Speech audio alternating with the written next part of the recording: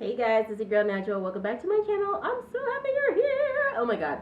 So, I want to talk to you today about my favorite K-drama, Empress Ki, and I have been wanting to film this video for a while. Guys, I became obsessed with the whole genre of K-dramas from Empress Ki. My husband will tell you because now I cannot get enough of it. And we recently did a review of, which one was it?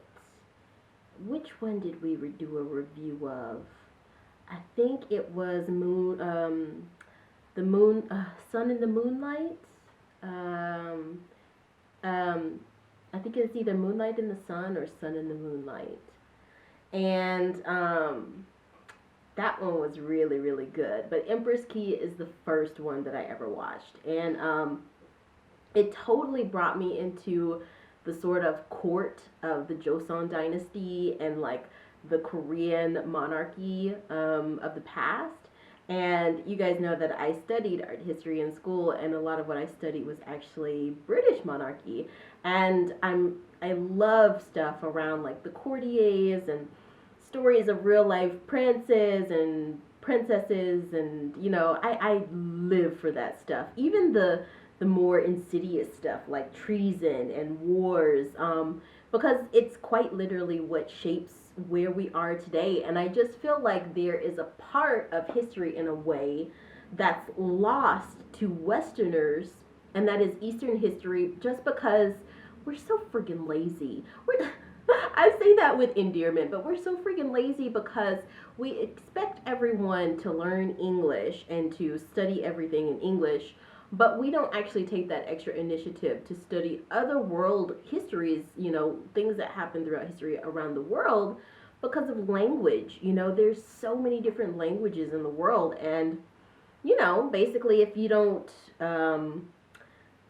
make a little sacrifice either by watching documentaries and television shows and things like that with subtitles, or studying other languages, or actually just, reading books that have been translated to the English language or whatever your language is, you might miss a lot of this rich history. And so Empress Ki is what has brought me to miss it no more. And I really would recommend for anyone, especially women who are looking for like that, like PMS show, or just that show that you really need when you just want like a good cry, like it's almost comparable to like the Mexican telenovelas or the American soap operas like Days of Our Lives or Touched by an Angel, but the ones that I really, really gravitate towards, again, are these ones that have this like focus around the monarchy and things like that. So that's a whole bunch to say. Basically, I got a lot from this. I got the drama, I got the romance, I got the tea, I got the love, but I also got this historical element that,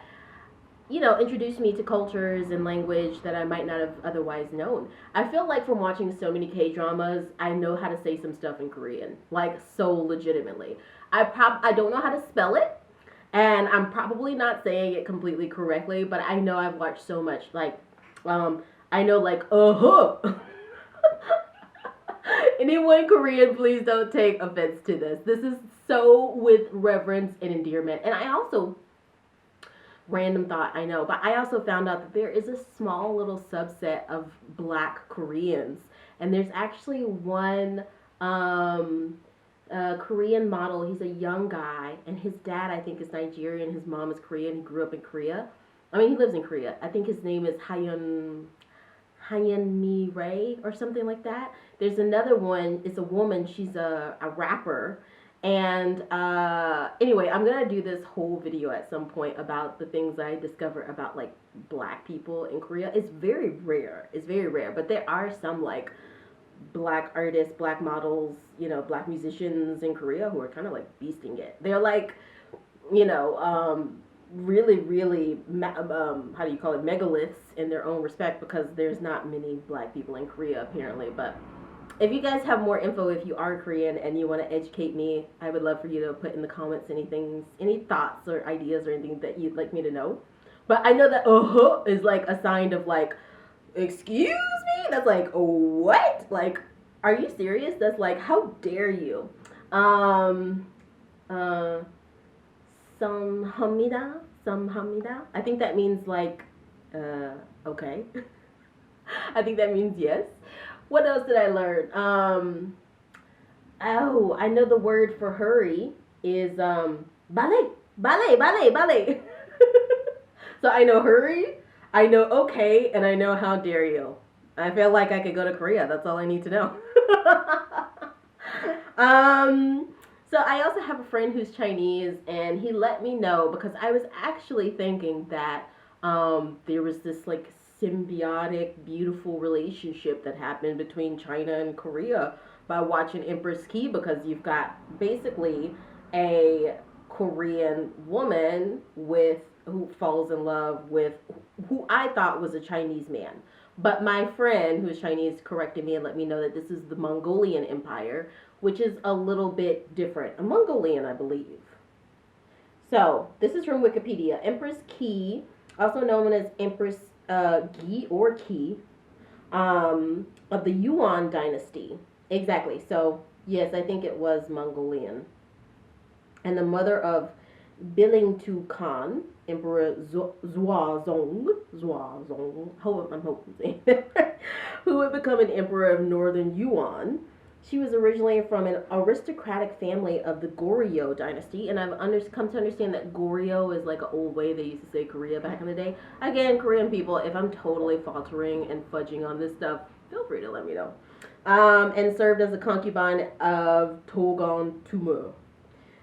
During the years of the Yuan dynasty, she became one of the most powerful women controlling the country economically and politically. And you know, whenever there are women in power in history, and this includes a lot of African women, you guys know about Njinga. If you haven't seen my review of Netflix's Njinga, check that out. But there is this terrible tendency for whenever a woman is in power in history for them to disparage that woman as being controlling or nefarious, succubus, you know, being a Jezebel, being, which the show doesn't do that. This is the Wikipedia saying that. The show kind of really tries to, even though the show is a dramatization clearly based off of history. I mean, a lot of stuff is just clearly like, fiction.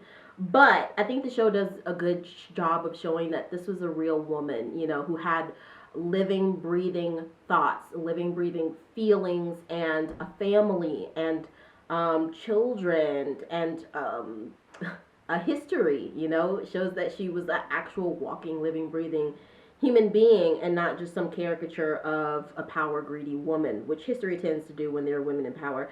And she's also one of the very few.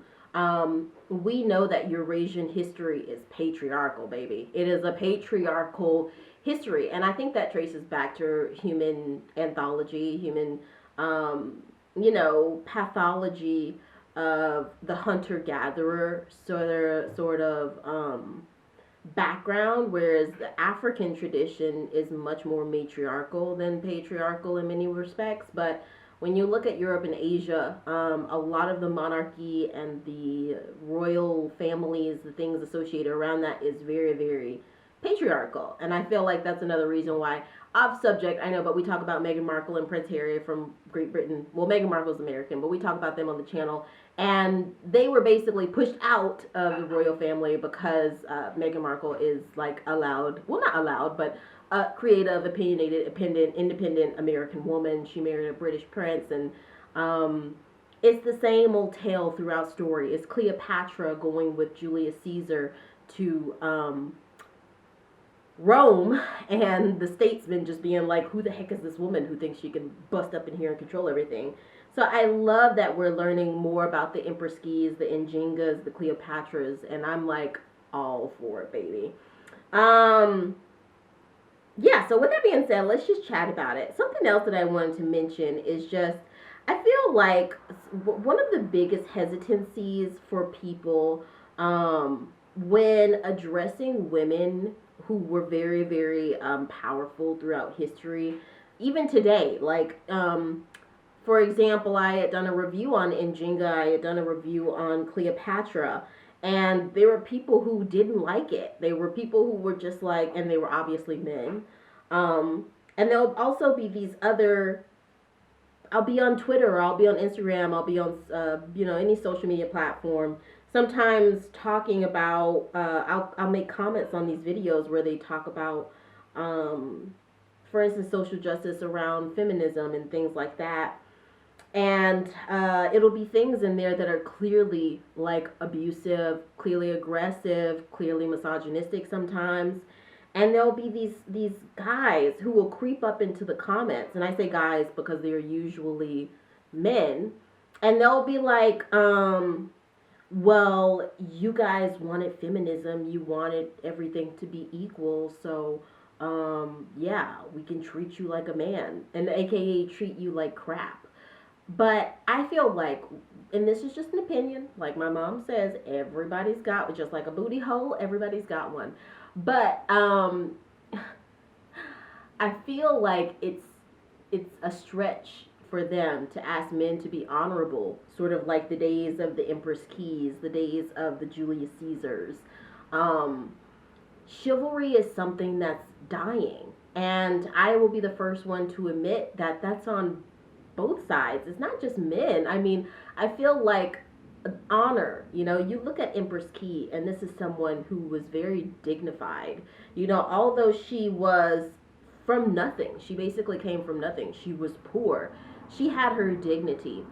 She refused to stay in the position of a tribute woman. A tribute woman were these women that they would take from Korea, and they just thrust them into the Chinese or Mongolian rule, whoever was ruling over Korea at the time, as you see so many times throughout history, like you see with Ukraine and Russia, like you see with China and Taiwan, like you see with Great Britain and all of their imperial conquests, like you see with America and their overseas territories.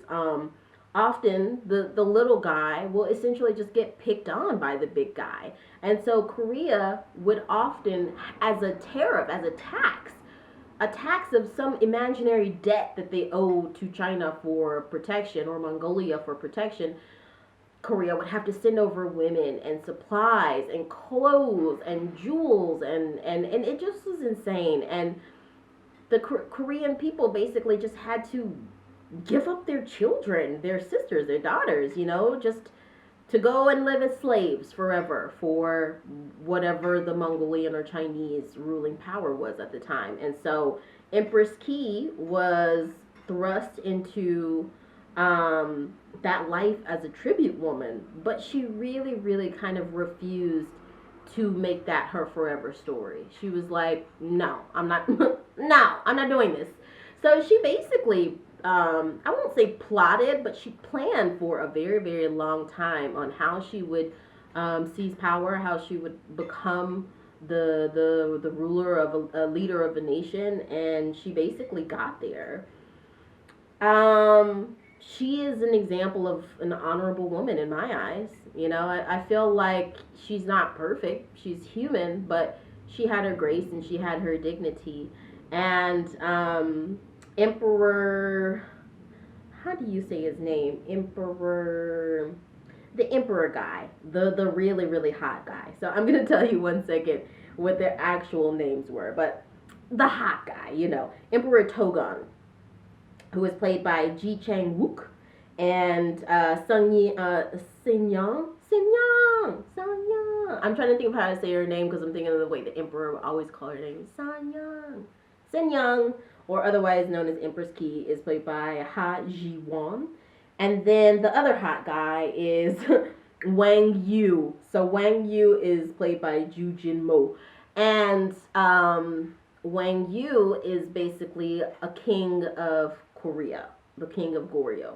Whereas Emperor Togon is like the Mongolian heir to the throne. He's hot stuff, but at the same time, he's no warrior at all. Basically, Empress Ki in the show. And I'm talking here about the show because you really do have to separate the storyline from the show from real life because it's not exactly the same.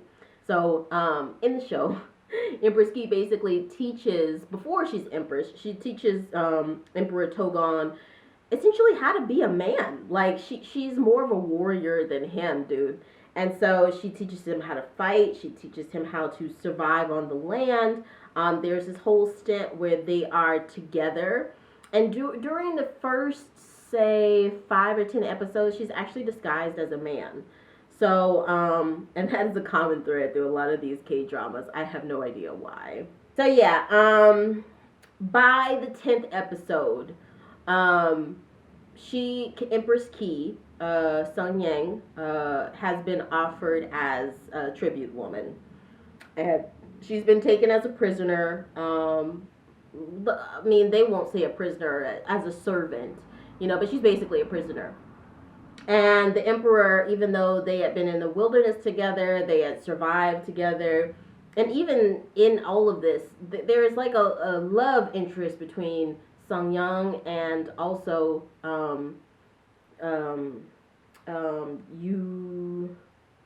Wang Yu, and also the emperor. I'm just gonna call him the emperor from now on because it's easier.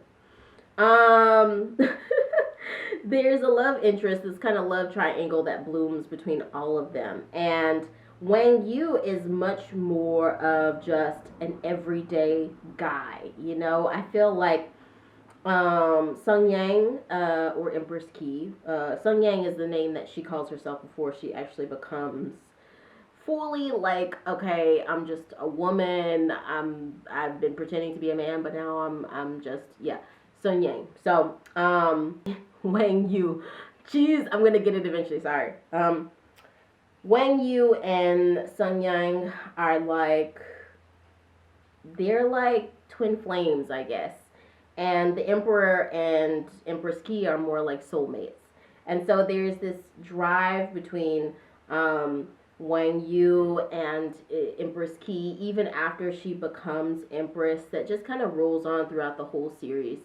And so basically throughout the series you have this like love triangle between the Emperor, Wang Yu, the King of Korea, and Sun Yang, or Empress Ki, who eventually becomes the Empress. Obviously, she becomes the Empress by marrying the Emperor, so she obviously doesn't end up with Wang Yu, but they do have a child together, which is basically just speculation. I would be curious to know if there are any oral traditions in Korea that speak to this mystery child that might have popped up between Wang Yu and Empress Ki. As far as the time period, so I did want to just express the time period. So this is in the 13th century. And her reign is from 1354. Her reign is mid 13th century. It's the 1300s. And, you can also imagine at this point, people love to think that Christopher Columbus landing in what he thought was India is just like the baddest thing since sliced bread, and that Europeans just like discovered the whole world before anybody else did. But there is clear evidence that, first of all, black Africans were in the North America, not India, actually North America, before Christopher Columbus. They were in Asia before some of the prominent European powers were in Asia. So black people were everywhere. We're like roaches. We don't die, we multiply. So by the 13th century, with that being said, I would imagine that there was a stark awareness in Asia and in Korea, namely, of European culture, even maybe a bit of African culture. And so there probably wasn't much. But you can imagine that they heard about things like their ships. They maybe heard about things like their music or their clothes, their customs, and things like that. But the one thing that you had to remember is that it is very, very Asian centric, it's very, very Eastern. And that's one of the biggest things I kind of love about Chinese and Korean culture is like an Asian culture, period. It's like this commitment to tradition and not just following Western customs just because they're so forceful with their customs. I really love that. And I think the show did a great job of showing that. You know, the show really shows the authentic Korean attire and the architecture. And when I saw that, I was just like, wow. You know, it's that moment where you just are like, wow. But yeah. So basically, the show from there just tracks Empress Ki's rise to power, and of course her tragic sort of end. You know, things like these never ends good. You know, I think it's really funny. I saw on online somewhere. It was actually talking about rookie historian Gu Huyang Rai. I know I'm not saying that right. Rookie historian from Netflix, and Gu Huyang Mine. I think it's mine, not right. I'm sorry, the names, you know. Rookie historian. So they were saying, like, somebody was asking, like, hey, is this based off of a real story? And someone in the thread, I think it was on Reddit, was Korean, and they came in and they were like, does it have a good ending? Like, does it end happily? Oh, yeah, so it's probably not based on a real story. But, Empress Ki, you know, she basically is just erased from history in many ways. And that happens a whole lot with women rulers. So, but I definitely would give this show like a 9 out of 10. Again, if you are looking for something that's, you know, something that's, you know, it's different, you know, than just a regular American or British or French or Italian or German show or whatever, you know, and something that's going to open your mind up and show you to other cultures, something you're going to learn from. But also, like, I feel like K-dramas are doing sentiment way better than anybody else right now. Like, it just shows me, oh my God, like, people are still thinking about those traditional things like honor and honoring one's parents and grace and dignity, both on men's sides and women's sides. I'm just like, thank you. But if there's anyone who is Korean and you want to shed some light, drop some history on us, whatever it might be, or just say hello, you can definitely put it down in the comments. If anyone else is out there, no matter who you are or where you live, if you watched Empress Ki and you had some thoughts or you wanted to share some of your thoughts, definitely put it in the comments. If you're new to this channel, go ahead, hit the like and subscribe button, hit the bell. That way you know whenever I post a video. And I'll see you guys next time.